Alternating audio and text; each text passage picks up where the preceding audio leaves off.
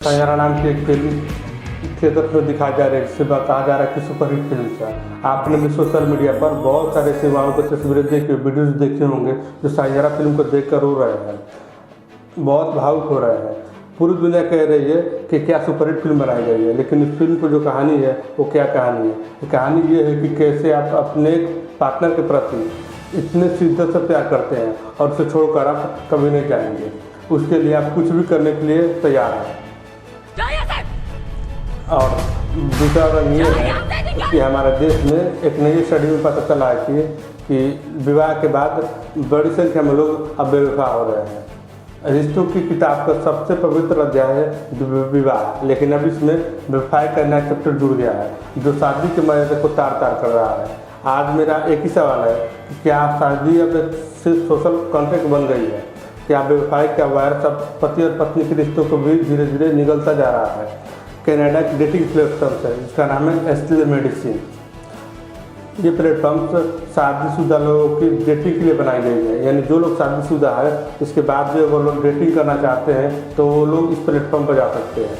इस dating platform ने एक सर्वे किया जिसमें पता लगा कि 53% से ज़्यादा भारतीय ने माना कि शादी के बाद वो अपने जीवन साथी को धोखा दे रहे हैं।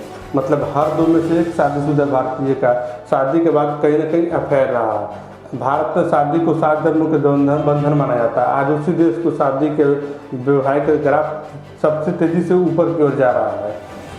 ये जो डेटिंग ऐप्स है एस्टले मेडिसिन नाम से, इसका स्लोगन है life is hot have an affair, यानी जिंदगी बहुत छोटी है इसीलिए एक अफेयर करिए। और भारत के समाज से खुलकर इस स्लोगन को स्वीकार कर रहा है। भारत में व्यवसाय का भूगोल तेजी से बदल रहा है। पहले ऐसे भारत धारणा थी कि रिश्तों में व्यवसाय सिर्फ दिल्ली और मुंबई से बड़े बड़े महानगरों में होती है, लेकिन अब व्यवसाय का वायरस भारत के छोटे शहरों में भी फैल रहा है और ये अब एक महामारी का रूप ले चुका है। कांचीपुरम तमिलनाडु का ऐतिहासिक शहर है। इसकी आबादी लगभग 2,37,000 के आसपास है। अब तक कांचीपुरम अपनी साड़ियों के लिए और अपने मंदिरों के लिए मशहूर था, लेकिन अब ये शहर व्यवसाय के मामले में पहले नंबर पर आ रहा है। इस सर्वे में पता चला है कि सबसे ज़्यादा लोगों की शादी के बाद जो जिनके अफेयर है वो सबसे ज़्यादा इस मामले में ये कांचीपुरम शहर देश में नंबर 1 पे है।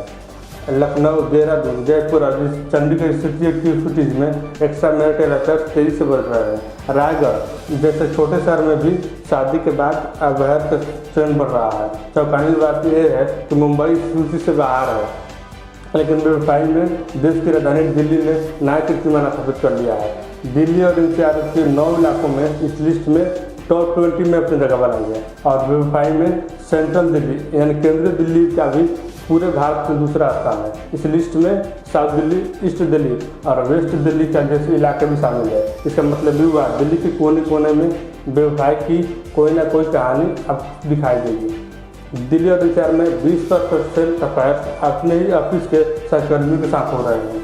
अगर दिल्ली में शादीशुदा रिश्तों में धोखेबाजी का ग्राफ यूँ बढ़ता रहा तो दिल्ली बहुत जल्द भारत के 2 व्यवसाय की राजधानी बन सकती है। सिर्फ ये नाकों की बात नहीं है, आजकल देश भर में व्यवसाय की खबरें हर दिन ट्रेंड करती है।